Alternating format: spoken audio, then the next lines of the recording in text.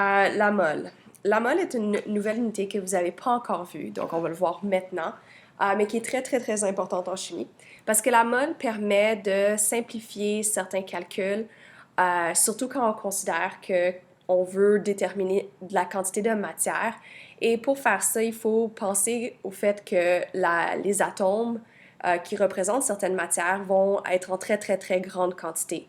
Donc, si on prend par exemple un verre d'eau, donc si vous vous imaginez un verre d'eau et qu'on le remplit à moitié d'eau, essayez de penser combien de molécules, par exemple, d'eau qu'il y aurait dans ce verre d'eau. Il y en aurait des milliards et des milliards. Et donc, comment est-ce qu'on fait des calculs pour essayer de déterminer combien est-ce qu'il y en a en particulier, mais aussi comment on peut faire le lien entre ce nombre de molécules et, par exemple, la masse que devrait avoir ton verre d'eau s'il a un certain nombre de molécules. Maintenant, si on pense aussi à ce verre d'eau, il est fait de molécules d'eau, mais il va aussi y avoir des atomes. C'est-à-dire qu'on peut aussi calculer le nombre d'atomes qu'on aurait dans cette quantité d'eau-là, et ça donnerait un chiffre qui serait très, très grand. Donc, pour essayer de simplifier les choses, les scientifiques ont décidé d'utiliser une unité qui simplifie un petit peu la quantité de la matière, donc des atomes, des molécules, des ions, des unités de formule, pour essayer d'être capable de les manipuler puis d'utiliser les équations chimiques pour être capable de prédire la quantité de matière que tu peux produire à partir d'une certaine quantité de réactifs. Et donc, ils ont utilisé ce qu'on appelle la mole. Donc, pour être capable de déterminer c'était quoi la mole, ben, ils ont utilisé le carbone 12. Ils se sont dit que une mole, ça devait être la quantité de particules, donc ici, ça va être des atomes, que l'on retrouve dans exactement 12 grammes de carbone 12. Donc, ils ont pris le carbone le plus commun sur la Terre, donc qui est le carbone 12, et qui a la teneur isotopique la plus grande, et ils ont déterminer combien il y avait d'atomes de carbone dans 12 grammes de carbone 12. Et ils sont arrivés à un chiffre qui est la constante d'Avogadro et qu'ils ont appelé ensuite la mole. Donc, la mole est une unité de quantité. Donc, c'est quelque chose qui est vraiment très concret et qui peut être une quantité qui peut décrire plusieurs choses différentes. Ça peut décrire le nombre d'atomes, ça peut décrire le nombre de molécules, ça peut décrire le nombre d'ions et ça peut décrire le nombre d'unités de formule. Maintenant, si on regarde un petit peu d'autres unités de quantité pour voir exactement ce que j'essaie de dire. Donc, voici des unités de quantité. Vous en connaissez deux ici. Par exemple, la paire est une unité de quantité. On sait qu'une paire correspond à deux unités. Maintenant, c'est des unités qui peuvent être différentes choses. Tu peux avoir une paire de bas, donc ça veut dire que tu as deux bas. Tu peux avoir une paire de souliers, qui veut dire que tu as deux souliers. Ou tu peux avoir une paire de baleines, par exemple, et donc tu as deux baleines. Donc, on sait que le mot paire correspond à une certaine quantité précise qui correspond à deux. Maintenant, ces deux choses-là peuvent être plein de choses différentes. Ça fait juste représenter une quantité. Qu'est-ce que c'est? La chose qu'on représente, la quantité, ça peut varier. Une autre unité de quantité que vous connaissez, c'est la douzaine. Donc, vous savez qu'une douzaine, ça correspond à 12 unités. Maintenant, la douzaine peut aussi représenter différentes choses. La douzaine que vous connaissez le plus, probablement, c'est la douzaine d'œufs, mais la douzaine veut juste dire un paquet de 12. Donc, ça peut être une douzaine d'œufs, comme ça peut être une douzaine de personnes, ou une douzaine de chiens, ou une douzaine de planètes. Donc, ça peut être plein de choses différentes. La douzaine fait juste représenter une quantité qui correspond à 12 unités. Maintenant, la mole est aussi une unité de quantité, mais qui est peut-être un petit peu plus difficile à concrétiser. Une mole, c'est une unité de quantité qui est extrêmement grande parce qu'on s'en sert pour faire un paquet à partir de particules qui sont extrêmement petites. Et donc, il faut qu'on les mette dans des paquets qui correspondent à beaucoup d'unités pour qu'on puisse être capable de faire un lien avec, par exemple, la masse de ces paquets-là. Donc, si on regarde la mole correspond à ce chiffre-ci, donc 6,022 fois 10 exposant 23 unités. Et comme j'avais dit précédemment, ça veut dire que ça correspond à peu près au nombre d'atomes de carbone 12 qu'il y a dans 12 grammes de carbone 12. Ça, c'est comment est-ce qu'on est arrivé à avoir le chiffre lui-même, qui est 6,022 fois 10 exposant 23. Mais ce chiffre-là, on va aussi l'appeler la constante d'Avogadro. C'est l'unité, la valeur d'unité de quantité qui correspond à une mole. Donc, une mole va être égale à 6,022 fois 10 exposant 23 unités. Juste comme une douzaine est égale à 12 unités et qu'une paire est égale à 2 unités. Maintenant, qu'est-ce que ça peut représenter les unités? Comme j'avais donné dans les exemples précédents, les unités, ça pouvait être plein de choses. Ça peut être des bas, ça peut être des souliers, ça peut être des baleines. L'unité ici peut être des œufs ou ça peut être des personnes. Mais généralement, on ne va pas utiliser la mole pour exprimer les unités qui sont des bas, des souliers, des baleines ou des œufs. On va les utiliser pour représenter les unités qui sont des particules. Maintenant, ces particules peuvent être des atomes, par exemple, ou ça peut être des molécules, ou ça peut être des ions, ou ça peut être des composés ioniques. Donc, on appelle ça des unités de formule, mais ça, je vais en parler un petit peu plus tard. Donc, si on regarde ici, on peut voir que la mole peut correspondre à des différentes choses qui vont être soit des atomes, des molécules, des ions ou des composés ioniques. Et donc, si je dis qu'il y a une mole d'atomes, ici, ça correspond à 6,022 fois 10 exposant 23 atomes. S'il y a une mole de molécules, ça veut dire qu'il y a 6,022 fois 10 exposant 23 molécules. S'il y a une mole d'ion sodium, c'est qu'il y a 6,022 fois 10 exposant 23 ions. Et finalement, s'il y a une mole de fluorure de calcium, c'est-à-dire qu'il y a 6,022 fois 10 exposant 23 unités, donc de formules de composés de fluorure de calcium.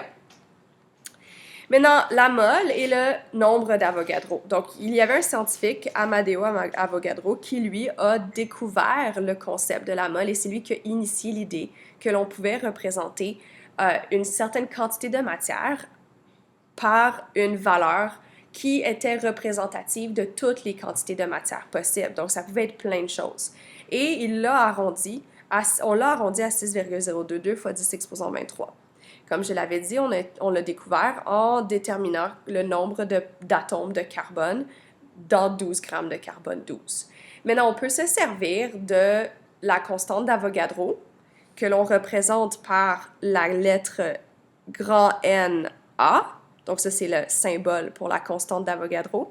On peut se servir de la constante d'Avogadro pour pouvoir faire certaines conversions, comme la conversion de la masse et le nombre de moles, le nombre d'atomes et la masse d'un seul atome. Donc, on peut faire plein de différentes conversions avec cette constante d'Avogadro qui correspond à une mole. Maintenant, on va commencer avec la première conversion. La mole, on peut utiliser la mole, donc ta constante d'Avogadro et le concept de la mole, pour compter le nombre de particules dans un échantillon.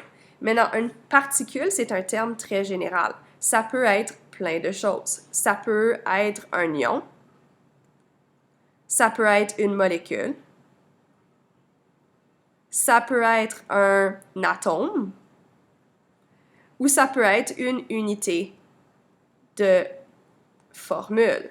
Maintenant, une unité de formule, c'est un mot que vous ne connaissez pas encore, mais ça représente dans le fond la formule d'un composé ionique, comme par exemple NaCl, c'est une unité de formule. FeCl2, c'est une unité de formule. Parce que rappelez-vous que le mot molécule s'applique seulement aux composés moléculaires, composés qui sont moléculaires et donc qui ont un partage d'électrons. Par contre, les unités de formule, c'est pour les composés ioniques. Donc, une particule, ça représente toutes les différentes choses qui peuvent être représentées par la mole. Maintenant, pour être capable de résoudre ces problèmes-là, il faut utiliser la formule suivante, qui dit que le nombre de particules, donc ça c'est grand N, c'est ton nombre de particules, qui peut être toutes les choses qui sont en mauve ici, va être égal au nombre de moles, donc le symbole pour la mole, c'est petit n, fois la constante d'Avogadro. Et la constante d'Avogadro, c'est ton 6,022 fois 10 exposant 23. Donc, si on fait un problème qui utilise cette formule, donc un échantillon contient 1,2 mol de dioxyde de carbone. Donc ici, parce que l'unité c'est la mol, on est en train de te donner petit n. Donc ça, c'est le nombre de moles qu'on te donne.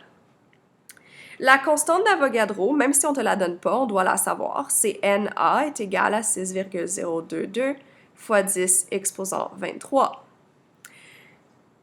Donc, combien y a-t-il de molécules dans cet échantillon? Le mot molécule représente une particule. Donc, c'est une des choses qui peut être une particule. Ça veut dire que ça, c'est ton grand N. Donc, ici, la question, c'est grand N égale à quoi? Parce qu'on te demande combien il y a-t-il de molécules dans cet échantillon. Donc, grand N égale à quoi? Donc, grand N, c'est égal au nombre de moles fois la constante d'Avogadro.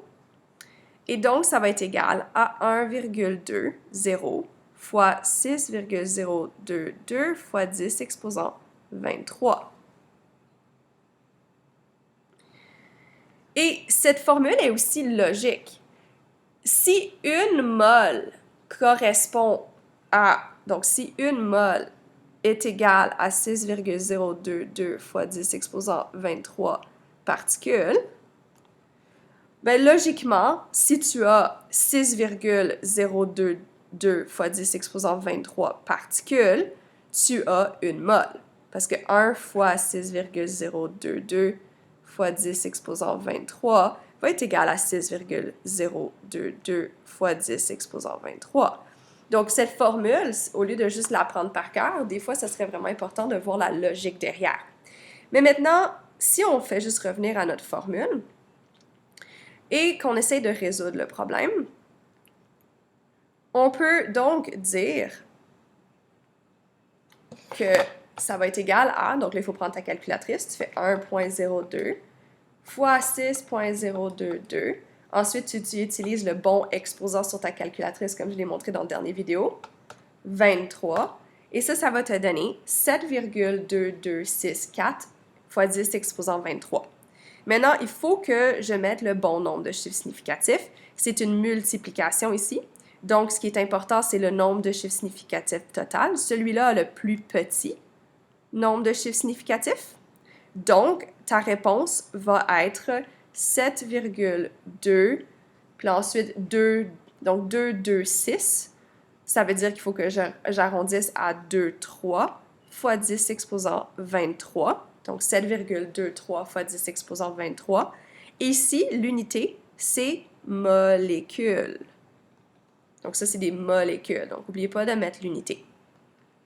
Je peux aussi utiliser ça pour déterminer le nombre d'atomes, parce que le nombre d'atomes est aussi une particule. Mais dans cette situation-là, il faut aussi se servir en plus d'un rapport.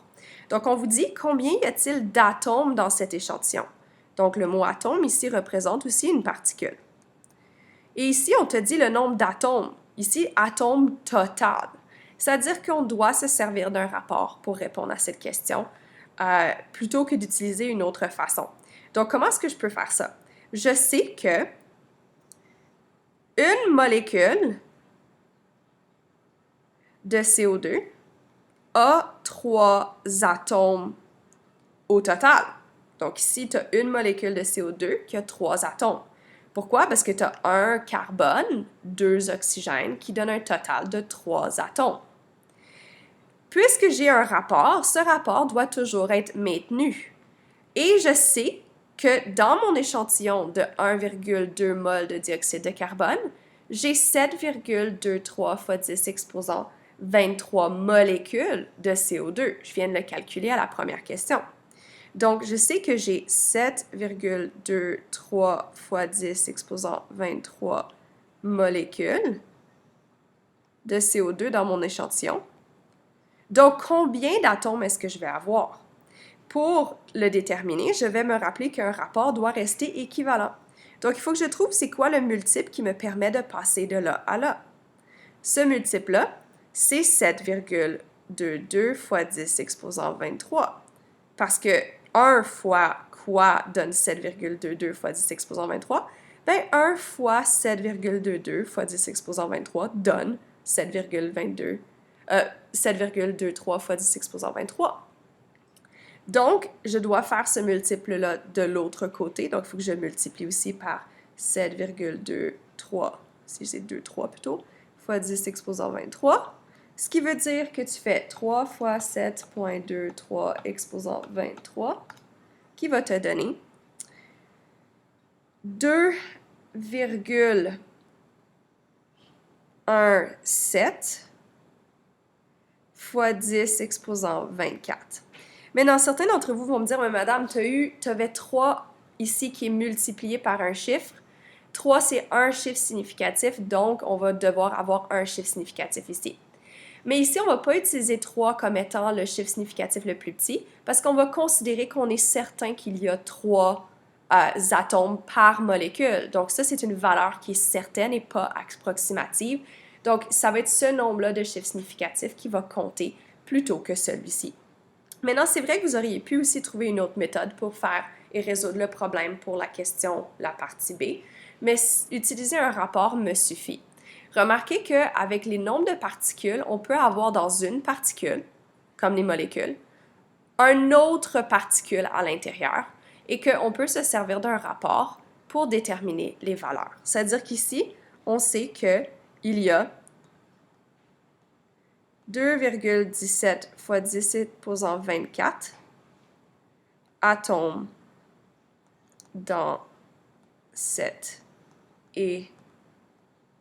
échantillon.